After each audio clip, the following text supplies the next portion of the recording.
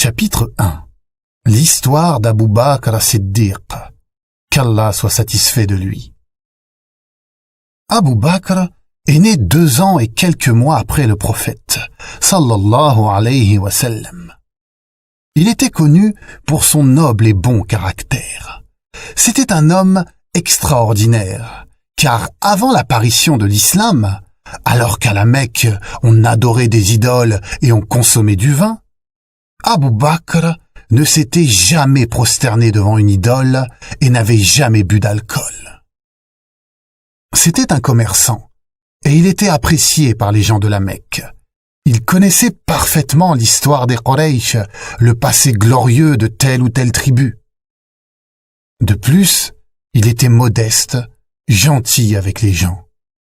Et il était surtout l'ami de Mohammed ibn Abdullah. Lorsque le messager d'Allah, sallallahu alayhi wa sallam, reçut l'ordre d'avertir les gens, il alla voir Abu Bakr. Celui-ci accepta l'islam sans hésitation, car il savait que le prophète était quelqu'un d'honnête et qu'il n'était pas un menteur. Il fut le premier homme à se convertir à l'islam. Devenu musulman, Abu Bakr, radiallahu anhu, ne resta pas inactif, et à son tour, il appela les gens à l'islam. Comme il était aimé et respecté, on l'écoutait. Grâce à sa da'wa, beaucoup de personnes se convertirent à l'islam, dont le 3e calife, Othman, radiallahu anhu. Quand les Quraysh se mirent à torturer les plus faibles parmi les musulmans, les esclaves, Abu Bakr, radiallahu anhu, racheta certains de ses esclaves, comme Bilal, puis il les libéra. Tout cela était fait uniquement pour la face d'Allah. Plus les Quraysh devenaient violents, plus la foi d'Abu Bakr augmentait. Un jour, alors qu'il défendait le prophète, sallallahu alayhi wa sallam, Abu Bakr se fit violemment agresser par un homme appelé Utba ibn Rabi'a. Cette agression fut si grave qu'il s'évanouit. Lorsqu'il revint à lui, ses premières paroles furent « Qu'a fait le messager d'Allah ?» Tel était Abu Bakr, radiallahu anhu. Bien que blessé, il ne pensait qu'à la sécurité du prophète, sallallahu alayhi wa sallam. Quand le messager d'Allah, sallallahu alayhi wa sallam, ordonna aux compagnons d'émigrer vers Médine et que certains se mirent en route, Abu Bakr lui demanda la permission de partir aussi. Cependant, le messager d'Allah, sallallahu alayhi wa sallam, lui recommanda la patience. Le prophète espérait que lorsque l'autorisation d'émigrer lui serait donnée, qu'Abu Bakr serait son compagnon de voyage. Effectivement, peu de temps après, l'ordre fut donné au messager d'Allah sallallahu alayhi wa sallam d'émigrer vers Médine. Abu Bakr l'accompagnait.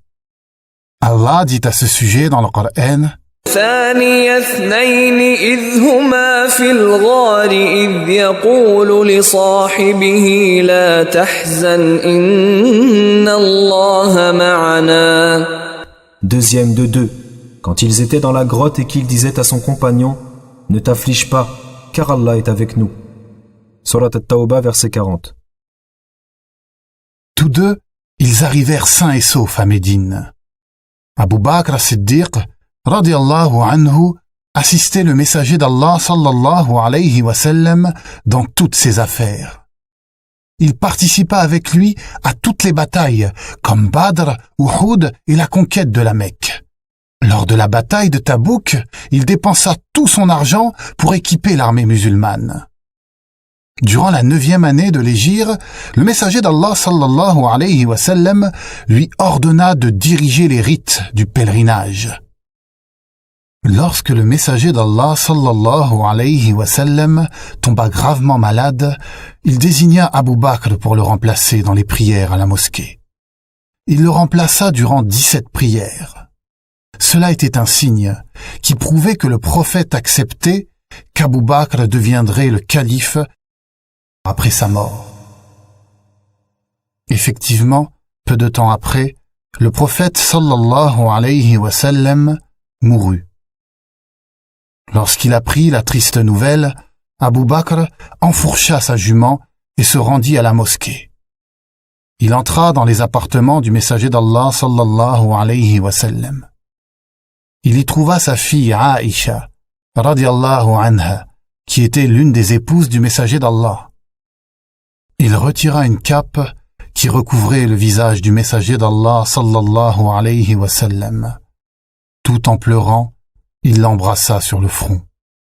Puis, il remit la cape en place, entra dans la mosquée qui était pleine de gens, monta sur le minbar et dit, après avoir loué Allah, « Si vous adorez Mohammed, ce dernier vient de mourir, mais si vous adorez Allah, ce dernier est éternel et ne mourra jamais. » Puis il récita ce verset. وما محمد إلا رسول قد خلت من قبله الرسل أفإن مات أو قتل انقلبتم على أعقابكم ومن ينقلب على عقبيه فلن يضر الله شيئا وسيجزي الله الشاكرين. Mohammed n'est qu'un messager. Des messagers avant lui sont passés. S'il mourait donc ou s'il était tué, retourneriez-vous sur vos talons? Quiconque retourne sur ses talons ne nuira en rien à Allah, et Allah récompensera bientôt les reconnaissants. Surat Ali Imran, verset 144. Plus aucun doute n'était possible. Tout le monde venait de comprendre que le messager d'Allah sallallahu alayhi wa sallam était vraiment mort et qu'il ne serait plus là pour les guider. Les Ansar, les musulmans de Médine, se réunirent et ils élirent Saad ibn Ubada comme chef des musulmans. Voyant cela, un homme courut prévenir Omar de cette réunion et de cette décision importante. Omar, radiallahu anhu, en parla à Abu Bakr. La situation était dangereuse, les musulmans étaient menacés par la division. Il fallait absolument élire un chef qui soit reconnu par tout le monde. Tous deux, accompagnés d'Abu Ubaïda, se rendirent rapidement à cette réunion. Arrivés à cette réunion, ils trouvèrent un homme qui faisait l'éloge des Ansar. Abu Bakr fit à son tour l'éloge des Ansar, mais il dit raisonnablement qu'il était important que le prochain chef des musulmans soit un Quraysh, car ils étaient beaucoup plus connus dans la péninsule arabique.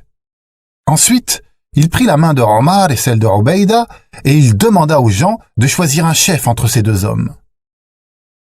Un Ansar dit « Un chef parmi nous et un chef parmi vous ». Mais Omar répondit « Jamais de la vie. On ne peut mettre deux sabres dans un même fourreau. Par Allah, les Arabes n'accepteront jamais un chef des vôtres, car le prophète sallallahu alayhi wa sallam n'est pas des vôtres. » Abu Ubaïda prit la parole et il s'adressa aux Ansar. Vous étiez les premiers à apporter le soutien à cette religion. Ne soyez pas les premiers à changer et à modifier. Les Ansar, les musulmans de Médine donc, avaient la crainte d'Allah. Ils comprirent qu'Abu Bakr, Omar et Ubaïda avaient raison. Ils acceptèrent donc que le chef des musulmans soit un Quraysh parmi les Muhajiroun, un musulman venu de la Mecque.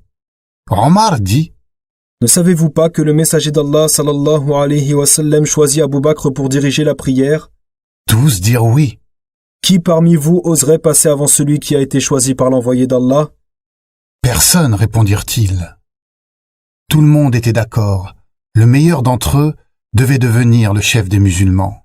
Et celui-ci était Abu Bakr as-Siddiq, radiyallahu anhu. Les uns après les autres, Omar, Ubaïda et les Ansar lui jurèrent de lui obéir. Puis le lendemain, dans la mosquée, il monta sur le minbar pour parler aux gens. Il dit « Vous avez fait de moi votre chef. Pourtant, je ne suis pas le meilleur d'entre vous. Si je prends de bonnes décisions, aidez-moi à les mettre en œuvre. Si je dévie, corrigez-moi. La sincérité est un dépôt. Le mensonge est une trahison. Le faible parmi vous est le fort à mes yeux, jusqu'à ce que je lui rende justice s'il paie à Allah. Le fort d'entre vous est le faible devant moi, jusqu'à ce que je lui fasse rendre des comptes si Allah le veut. Aucune communauté n'abandonnera la lutte dans la voie d'Allah sans qu'il ne la frappe d'humiliation. Toute communauté au sein de laquelle règne l'immoralité sera affligée par les calamités. Obéissez-moi tant que j'obéirai à Allah et à son messager, et si je désobéis à Allah et à son envoyé, vous ne me devrez plus obéissance. Levez-vous pour la prière, qu'Allah vous fasse miséricorde. Abu Bakr as-Siddiq, radiyallahu anhu, était donc devenu le premier calife de l'islam. Attention les enfants, il ne devint ni prophète, ni messager. Il était simplement le chef des musulmans. Après la mort du messager d'Allah sallallahu alayhi wa sallam, il n'y eut plus de prophètes. Il y eut simplement des chefs, des califes, qui étaient là pour diriger les musulmans. Le califat d'Abu Bakr. Abu Bakr, radiyallahu anhu, resta calife 2 ans, 3 mois et 10 jours. Durant son califat, d'excellentes choses furent réalisées. 1. La guerre contre les apostats. Après la mort du messager d'Allah sallallahu alayhi wa sallam, certaines tribus décidèrent de ne plus payer la zakat. Abu Bakr décida de leur faire la guerre. Il dit: La religion serait-elle diminuée de mon vivant? Par Allah, je combattrai quiconque sépare la zakat de la prière, car la zakat est un droit sur les biens. Par Allah, je les combattrai s'ils me refusent la moindre corde qu'ils donnaient au messager d'Allah sallallahu alayhi wa sallam. Il y eut aussi 4 personnes qui mentirent en disant qu'ils étaient prophètes. Comme nous l'avons vu, après la mort du messager d'Allah sallallahu alayhi wa sallam, il n'y eut plus de prophètes. Ces 4 personnes, ces faux prophètes, étaient donc des menteurs et Abu Bakr leur fit la guerre.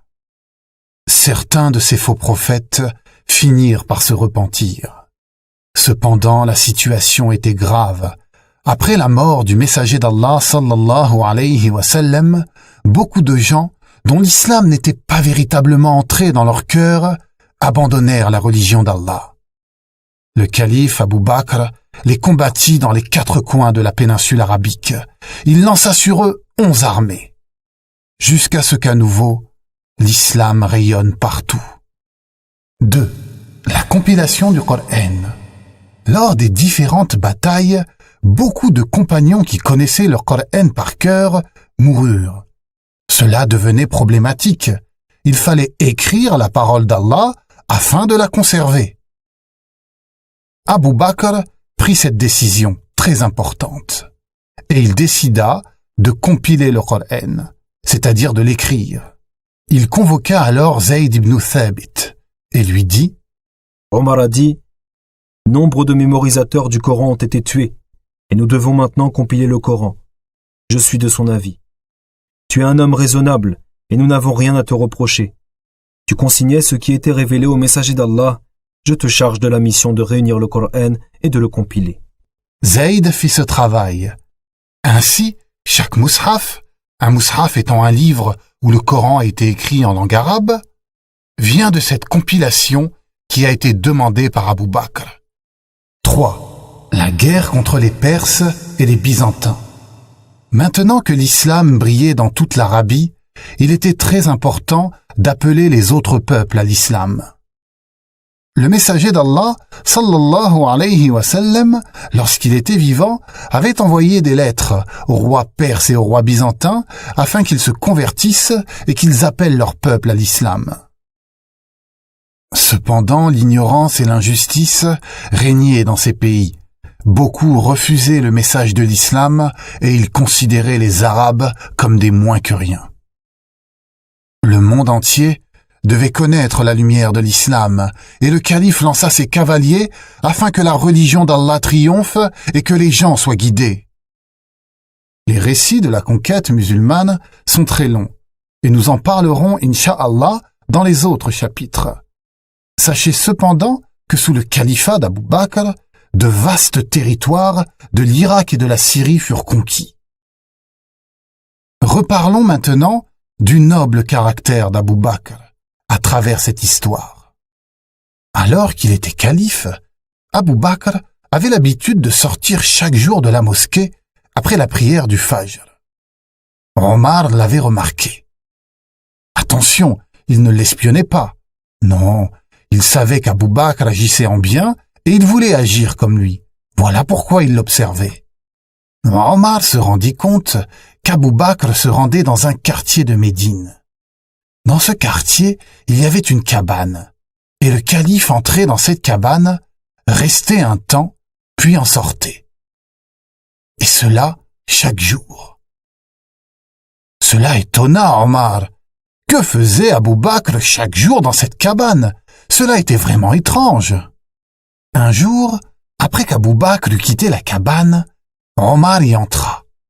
Il y trouva une très vieille femme qui était aveugle et qui ne pouvait plus marcher. Il la salua et lui demanda « Ma tante, quel est cet homme qui vient te voir chaque jour et que fait-il dans ta cabane ?» Elle lui dit qu'elle ne connaissait pas son nom, mais que c'était un homme très gentil. Chaque jour, il venait la voir et faisait le ménage dans sa cabane. Puis il préparait du pain et lui donnait à manger avec sa propre main. Subhanallah. Est-ce que vous imaginez? Il s'agissait du calife, du chef des musulmans, qui avait le même statut qu'un roi. Au lieu de vivre dans le luxe et d'être orgueilleux, Abou Bakr allait voir une vieille dame aveugle et la nourrissait de ses propres mains. Vous comprenez maintenant la valeur des compagnons? Quel était leur comportement? Comment ils craignaient Allah? Qu'Allah nous guide. Amin. Puis Abou Bakr tomba gravement malade. Il pensa qu'il était bon de choisir, alors qu'il était encore vivant, celui qui deviendrait le deuxième calife. Il pensait à Omar, radiyallahu anhu. Il consulta de nombreux compagnons, dont Othman et Ali. Tous deux dirent du bien de Omar et dirent qu'il était le plus capable d'entre tous. Abou Bakr désigna donc Omar ibn al-Khattab comme prochain calife, et les gens l'acceptèrent.